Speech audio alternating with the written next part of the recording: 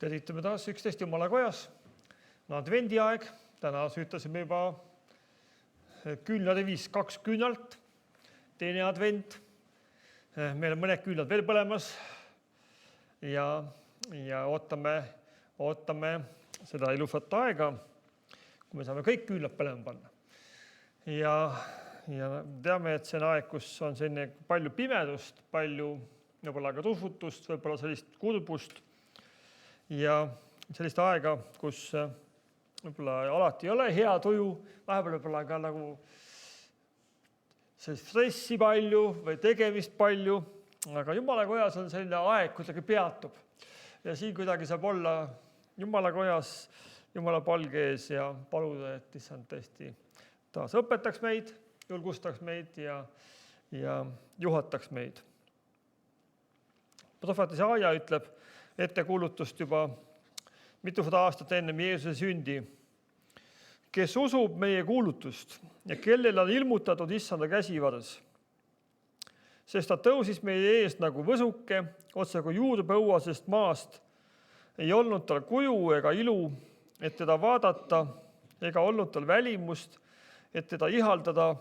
Ta oli põlatud ja inimeste poolt hüljatud, valude mees ja haigustega tuttav. Niisugune, kelle pealt silmad ära pööratakse. Ta oli põlatud ja me ei hoolinud temast, ent tõeliselt võttis ta enese peale meie haigused, kandis meie valusid. Aga meie pidasime teda vigaseks, Jumalast nuhelduks ja vaevatuks. Ent teda haavati meie üleastumiste pärast, löödi meie süütegude tõttu, karistuse tema peal, et meil oleks rahu ja tema vermete läbi on meil tervis tulnud. Me kõik eksisime nagu lambad, igaüks meist pöördus oma teed, aga issand laskis meie kõigi süüteod tulla tema peale. Amen. See on prohvet Isaaia ettekuulutus Jeesusest, kes oli tulemas. Oodati juba aastasadu ja mõtlesime ka, et mis oleks see, mida Eesti rahvas ootab aastasadu. Võib-olla Kalevipoja tagasitulek, et ühel päeval tuleb, paneb pidu põlema käed poolt. Ma ei tea, kas keegi rahvas ootab sellist asja. Kas see usub see keegi? Aga juutidel oli prohvetid, kes ütlesid seda, mida Jumal oli neile ütelnud. Tuleb üks aeg, kui tuleb päästja. Ja me teame seda lugu edasi. Ja 2000 aastat on mööda läinud sellest, Jeesus on tulnud ja on toonud päästmise, on toonud rahu, on võtnud meie haigused, meie patud enese peale, et meil oleks rahu. Nii et soovin rahu teile. Soovin õnnistust ja julgustust tänased päevast ka ja olgu need ajad ka siin Jumala kojas ajad, kus me saame rõõmu tunda sellest, et issand on tulnud ja avame oma südamed, et ta saaks rääkida oma püha vaimu läbi ka meie vastu. Me palvetame. Hea taevan isa, me täname, et sa saatsid oma poja Jeesuse.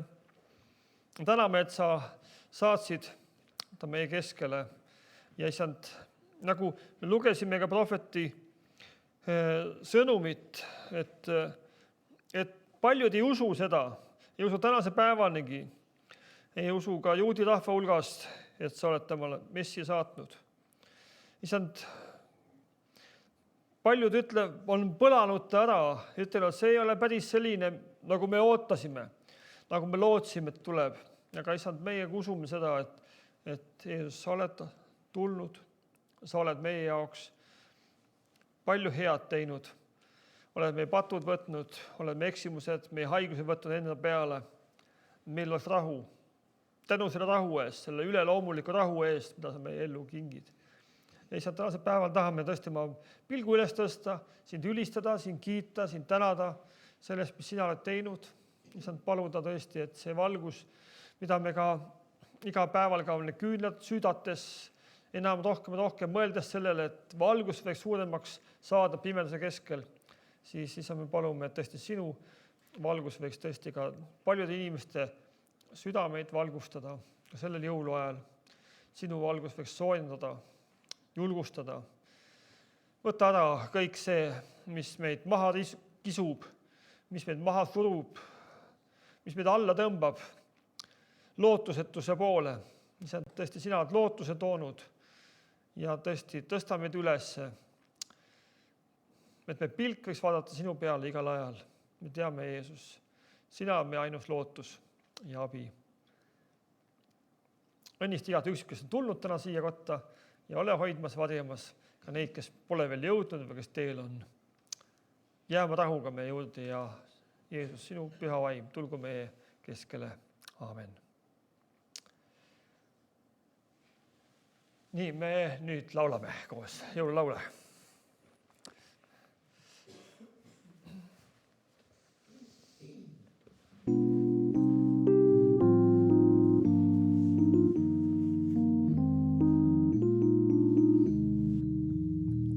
Sa südames nüüd pane kõik küünlad põlema ja ära pimedusel seal asetanna sa. Kas oled kurb või haige, sa looda kannata ja usu valukaarik saab viimaks tühjaks ka.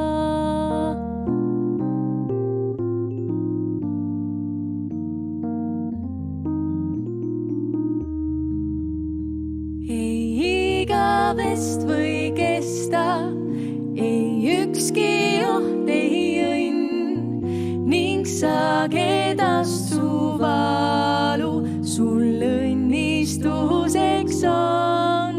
Sa südames nüüd pane kõik küünlad põlema ja ehi oma hinge sa taeva rahuga.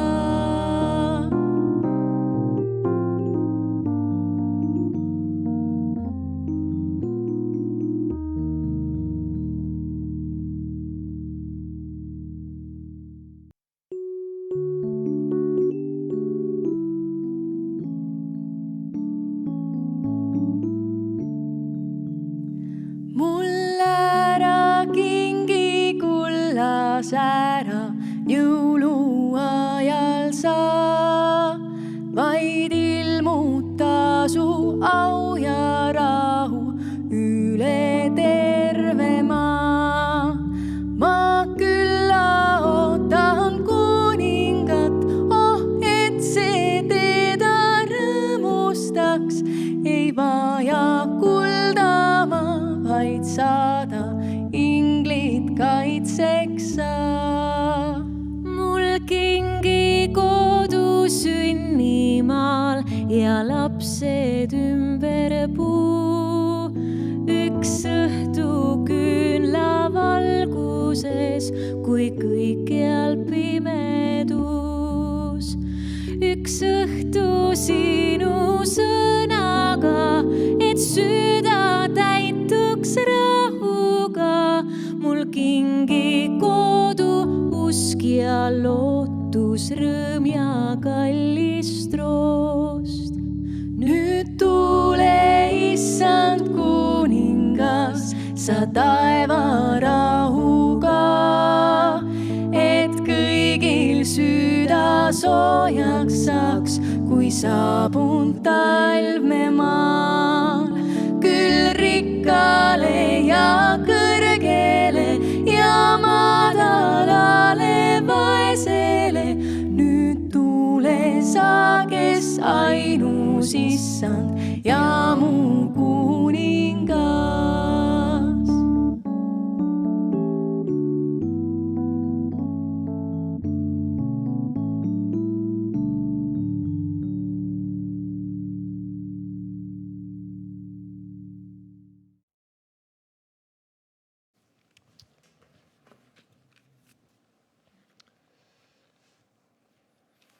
Loeme koos Jumala sõna ja Luuka evangeeliumi 1. peatükist, salmid 5-23. See on lugu Jeesuse sünnieelsest ajast. Juuda kuninga Herodese päevil elas preester nimega Sakarias, Abia teenistuskordast. Ta naine oli Aaroni tütardest ja tema nimi oli Elisabet. Nad mõlemad olid õiged issanda silmis, elades laipatult kõigi issanda käskude ja nõudmiste järgi. Aga neil ei olnud last, sest Elisabet oli sigimatu ja nad mõlemad olid väga eakad. Sündis aga, kui Sakarias oli oma teenistuskorra aegu preesti talituses Jumala ees, et liisk langes ametikombe järgi talle minna issanda templisse suitsutama. Ja kogu rahva hulk palvetas õues suitsutamistunnil. Ilmus talle issanda ingel, seistes suitsutusaltari paremal pool. Teda nähes Sakarias kohkus ja kartus langes ta peale. Aga ingel ütles talle, ära karda, Sakarias, sest su anumist on kuuldud ja su naine Elisabet toob sulle ilmale poja.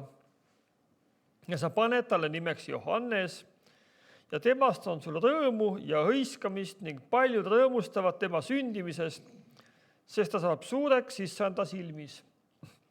Ta ei tohi juua veini ega muud vägijooki ja ta täidetakse püha vaimuga juba oma ema ihus.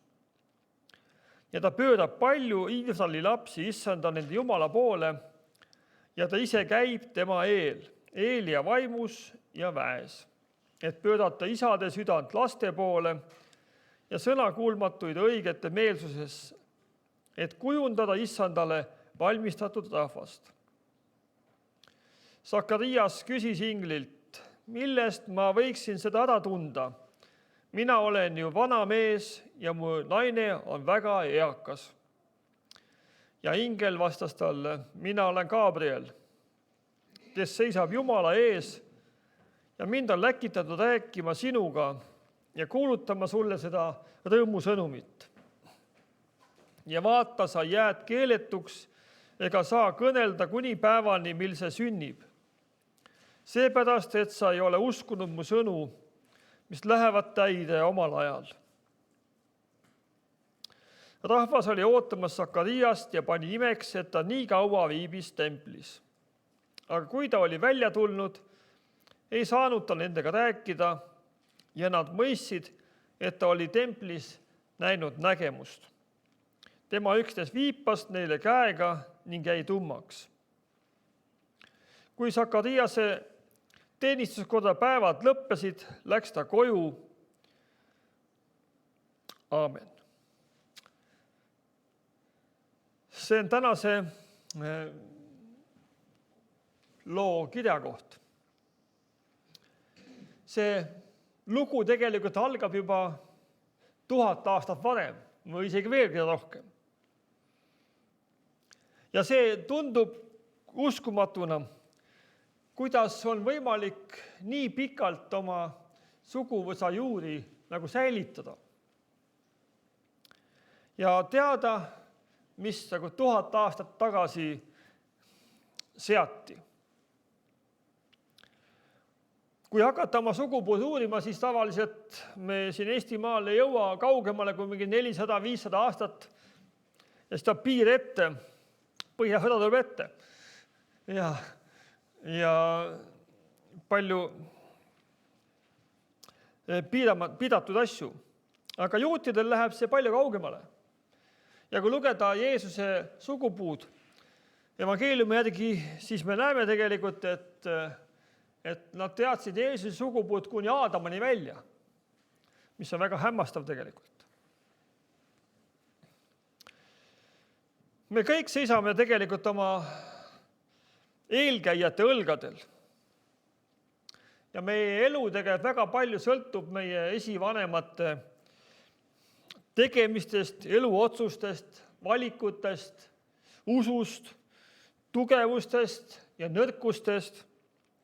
Ja samas ka tegelikult meie tänased otsused, tegemised või tegemata jätmised mõjutavad väga palju ka meie järglasi, meie lapsi, meie lähedasi, meie sõpru, naabreid või tuttavaid, töökaaslasi või koolikaaslasi ja me igaüks jätame tegelikult mingi jälje endast maha. Ma olen oma mõtetes veel eilses päevas, me Leaga mõlemad elame veel siin eilse päeva mõjude all, kui me tähistasime mu aiapapa Kadri Tutsu 100. sünniaastapäeva. Talle anti elada ainult 51 aastat. Tema vaimulik pärand on nagu muljet avaldav. Pidas oma elus 2 raamatut. Üks oli ajaraamat ja teine oli palveraamat. Ja ajaraamat oli see, kus ta pani kõik peres või tema elus toimunud tähtsamad daatumid kirja. See päev, see aasta, see kuu juhtus see asi, siis oli see asi, siis jäi haigeks, siis mul läksin puhkusele või midagi tähtsat oli jälle, ta pani kirja. Ja praegult tagant järgi vaadates 50 aastat hiljem peaaegu tema surmast on kuidagi, see kõneleb. Samuti ka palve soovide raamat, kus ta on kirja pannud ka oma palved, mida ta oli palvetanud ja kõrval lehel oli see osa, kus ta pani sel päeval, see täitus, see vastus tuli sel päeval. Ja seda mõne puhul oli lihtsalt, et kutsuti Tallinnasse tööle, pakuti head töökohta. Ma palvetasin see kuupäev. Ja siis tuli vastus, ei, rohkem midagi kirjas ei ole. Et selline selge, konkreetne asi. Ja mõtlesin sellele tegelikult, millise võdatu eeskuju ta on meile jätnud. Et veel 50 aastat, ligi 50 aastat peale tema surma tulevad sugulased kokku ja jagavad mälestusi. Nendest lugudest me saame ise ka tänapäeval ka sellist nagu innustust, motivatsiooni ja seda, et ka mina olen üks väike osa sellest loost, kuigi ma temaga kordagi elus ei kohtunud. 1000 aastat enne Sakariase sündi pani kuningas Taavet paika templi teenistuskorra. Leevi suguvõsa järglastel olid omad ülesanded, Aaroni poegadel omad ja Asafi suguvõsa poegadel olid omad ülesanded templi teenistuses. Kes tegeles kinnisvara haldamisega, kes sisulise jumalateenistuse korraldamisega, kes muusika ja ülistusega. Ja kui ma selle peale mõtlesin, siis mul tekkis selline kaval idee. Kui jagaks meie koguduses ka niimoodi ära, suguvõsade kaupa, perekondade kaupa, kes kellega millega tegeleb.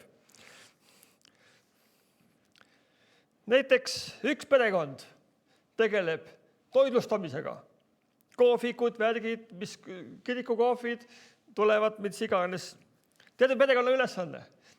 Teine perekond võtaks enda peale kinnisvara haldamise. Kõik hooned, kõik mis ümber on, mis sees vaja teha on. Kolmas võiks võtta näiteks muusika osa enda peale. Kuidas ülistada, kuidas muusikat teha, kuidas pühapäeval võiks olla teenistus üles ehitatud. Kui ma selle peale mõtlesin, siis on see nipp ka juures, et kui sa selle ülesande võtad, siis arvesta sellega, see peab põlvest põlve edasi minema. Sinu lapsed teevad seda, sinu lapselapsed teevad seda ja võib-olla 4., 5., 6. põlvkond ka veel, kes on ikka toitlustamisega, läheb toitlustamisega edasi, kes on laulab, see laulab põlvest põlve edasi. Ja kuidas tundub? On hea pakkumine, on hea idee.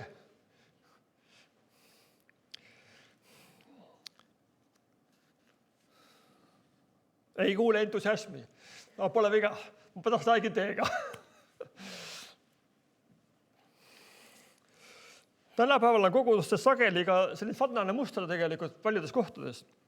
Et tugevad kristlikud perekonnad viivad ka kristlikku tööd tegelikult põlvest põlve edasi ka. Ja me sageli ei pea ka näiteid kaugelt otsima, et kus on üks tubli musikaalne perekond, sealt tulevad lapsed, hakkavad mängima varakult juba ülistuses, kus on tublid kokad, seal küpsetatakse või mingi muus osas, et ka pastorite perekondades on seesama järjepidevus tihtipeale ka, kui isa oli pastor, siis on poeg pastor ja pojapoeg tuleb ka võib-olla ja nii edasi. Eile kuulates oma abikaasa õe mälestusi isast, siis ta mainis, et kuigi ta isa oli pastor, ei arvanud ta kunagi, et see ei oleks päris. Sest see, mida isa kantslist rääkis ja kuulutas, seda ta nägi ka kodus pere keskel elades. Ja lastel oli see võimalus, nad nägid, läksid vahel isa tuppa, isa oli seal ukse kinni pand, nägi, kuidas isa palvetab, põlvili maas. Nägi, kuidas isa rääkis, oli. Isegi kui alati Jumal ei vastanud laste soovidel selliselt, nagu nad soovisid. Nad uskusid siiralt, et isa saab terveks. Jumal teeb ta terveks, aga Jumala tahtmine teine. Mõtlesin selle peale ka, et kui me tahame tegelikult midagi oma laste elus muuta, siis me kõigepealt peame hakkama iseendaga tegelema. Me teame, et see meie elumuster kordub sageli ka meie lastes või meie järglastes, sest nad õpivad meie pealt. Ja see on nagu väga lihtne. Mine õpeta lapsele korda armastust enne, kui sa ise asjad laiali jätad. või mis iganes. Et kui sul endal on mingi asi nagu lonkab, siis sa ei saa laste käest seda nõuda tegelikult. Hiljuti kuulasin ühte uurimust, mida tehti gorillade juures. Ja seal oli lugu just sellest, kuidas teadlased on avastanud selle või välja selgitanud, kuidas gorilla beebid siis oma ema käest õpivad 70% oma eluoskusi tegelikult. Just sellest nad vaatavad ja jäljendavad, mida ema ees teeb. Vaatavad, mida ema, mis kõlbab süüa, mis ei kõlba süüa. Keda karta, keda mitte karta. Ja üldse, kui see gorilla beebi viia kuskil loomaaeda näiteks, kus ta ei ole emaga koos, siis ta kaotab oma eluoskus vabas looduses näiteks. Et ta enamus oma oskusi õpib tegelikult ema jäljendades, emaga koos olles. Ja ma usun, et meie lastega sama lugu. Vahel me näeme nende pealt nagu enda käitumismustrit ja siis mõtleme, et appikene küll, kas ma teen ka niimoodi või? Sakarias pidi minema korra kohaselt 2 korda aastas templiteenistusse. Ma usun, et naine Elisabeth pani talle toidumoona kaasa, andis musi ka, ütles, et ole tubli. See oli väga vastutusrikas amet tegelikult, minna templiteenistusse. Ja kui sa midagi templis valesti tegid, võisid surma saada. Kohutav töökoht tegelikult. Midagi tegid valesti, siis sa võisid surma saada. Ja turvakaalutlustel kinnitati igaks juhuks käiste külge kellukesed, et kuulda, kas ülempreester on ikka kõige pühamas paigas elus või mitte. Et vaduka külge pandi see kellukesed, kui ta läks sinna paksu vaiba taha teise ruumi, kõige pühamasse paika, siis väljapoolt inimesed kuulasid, kellukesed käivad veel. Ja niimoodi Sakarias läks sinna tegelikult.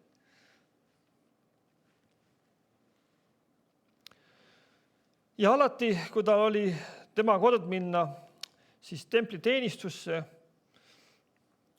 see oli tolle ajastul, tolles kultuuris oli see, et tempel oli see Jumala kõige lähedasem paik tegelikult. Praegu juudid käivad ka ju nutumüüri juures, kuna see on templi kõige lähem paik, kus oma palved viiakse ja võib-olla sa käinud Iisraelis oma palve ka pannud selle müüri prao sisse. Ja tol ajal oli just see, et kui läksid templisse, sa said Jumalale nii lähedale, sa said oma palve soovi talle anda nagu otse üle kohe. Ja mõtlesin selle peale, kui Sakarias läks, jälle tema kord oli minna, küsime naise käest, mis palvesoovi me viime? Palvetame oma poja pärast, et me saaksime abi endale ühe tubli järglase. Jumal, sa tead, et mul ei ole poega ja seepärast jääb varsti minu koht teenistusel tühjaks. Kingi mulle järeltulija, kelle ma saaksin oma ameti edasi anda. Ja see võis olla aastast aastasse tegelikult, iga aasta 2 korda vähemasti. Ja ühel hetkel, kui ta on taas seal pühamas paigas templis, tuleb ingel kaabadel tema juurde ja ütleb, su anumist on kuuldud ja su naine Elisabet toob ilmale sulle poja.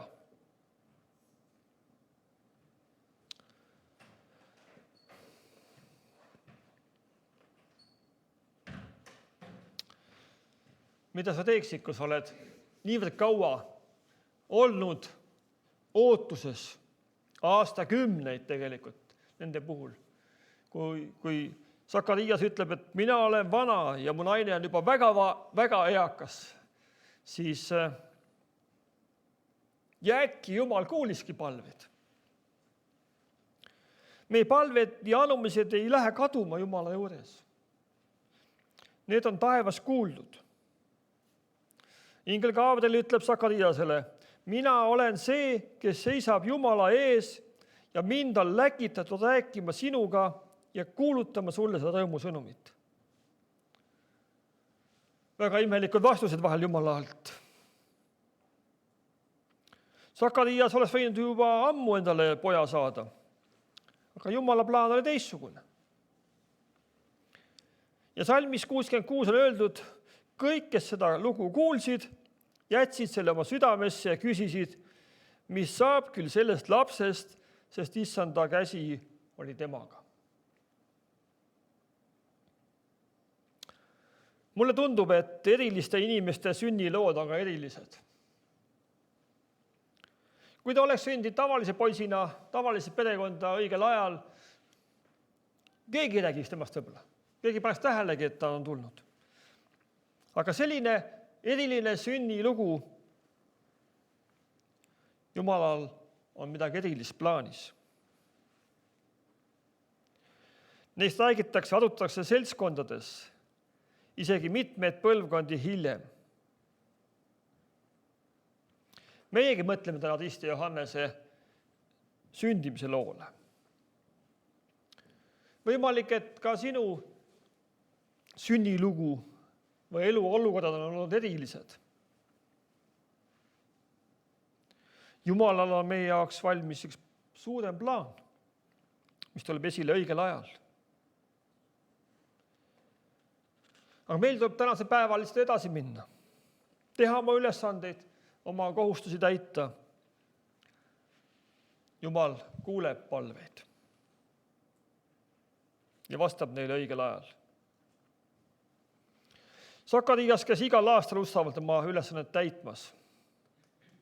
See ei olnud selline lihtne komandeering, et käin korda ära nädalakese ja siis võib lulli lüüa jälle terve ülejäänud aja. Et sellest tuli ka põhjalikult valmistuda. Ja mõtlen selle peale tegelikult ka, et ka tänapäeva jumalateenistuste peale ilmselt sellepärast, et mul on ka oma osa aeg-ajalt täita jumalateenistustel. Mul jättis kunagi meelde ühe sügava mulje üks Ameerika pastor, kes rääkis 2 jumalateenistusest, kallist ja odavast. Odav on see teenistus, mis mulle midagi maksma ei lähe.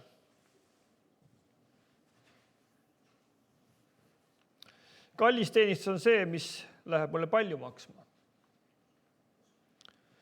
Ma ei mõtle mitte siin rahalist poolt, vaid ka seda võib juhtuda, aga just see, kuidas ma panustan sellesse teenistusse, kuidas ma oma osa annan.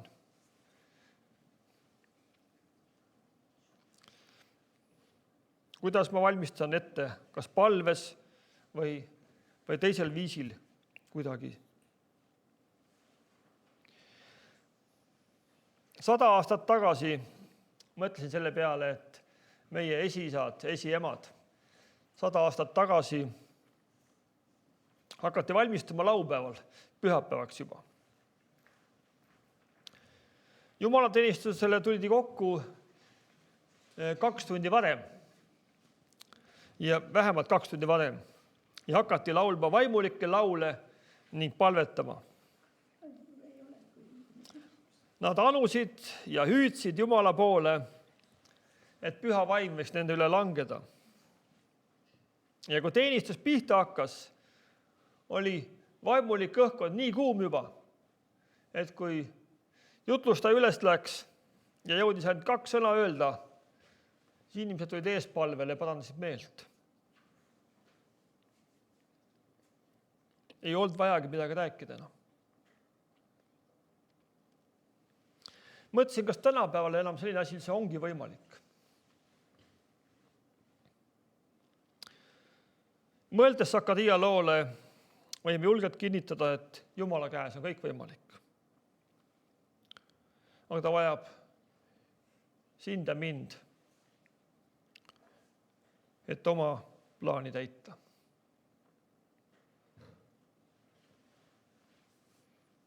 Sündinud laps Johannes sai täis püha vaimu ja sama juhtus ka tema isa Sakariasega,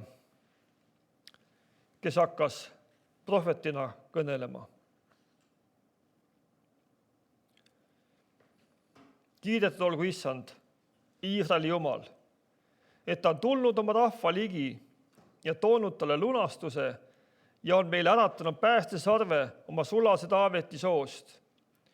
Nagu ta on rääkinud ajastute algusest oma pühade prohvetite suu läbi, päästmist meie vaenlastest ja kõigi nende käest, kes meid vihkavad, et halastust anda meie vanematele ja pidada meeles oma püha lepingut, vannet, mille ta on vandunud meie isale Abrahamile, nõnda ta laseb meid vaenlaste käest päästetuid kartmatult teenida teda. Vagaduses ja õigluses tema ees kõik meie elupäevad. Ja sina, lapsuke, sind hüütakse kõige kõrgema prohvetiks, sest sa lähed Issanda eel temale teed valmistama, et anda tema rahvale päästetunnetus nende pattude andeks andmises meie Jumala südamliku halastuse läbi, millega meile tuleb päiksetõus kõrgustest. See paistab nende peale, kes elavad pimeduses ja surmavarjus. See suunab meie jalgu rahuteele. Aga lapsuke kasvas, sai tugevaks vaimus ja ta oli kõrbes selle päevani, mil ta astus Iisraeli ette.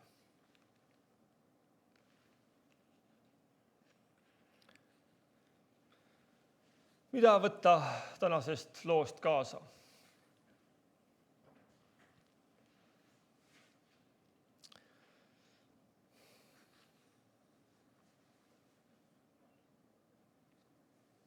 Jumalale ja oma ligimisel elatud elu ei ole kunagi tühine.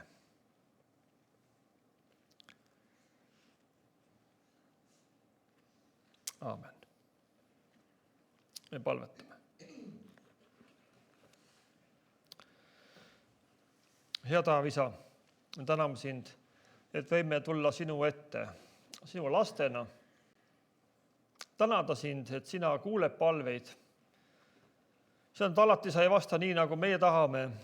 Alati me ei mõista seda, miks sa meid justkui nagu ei kuule aastaid, pikalt.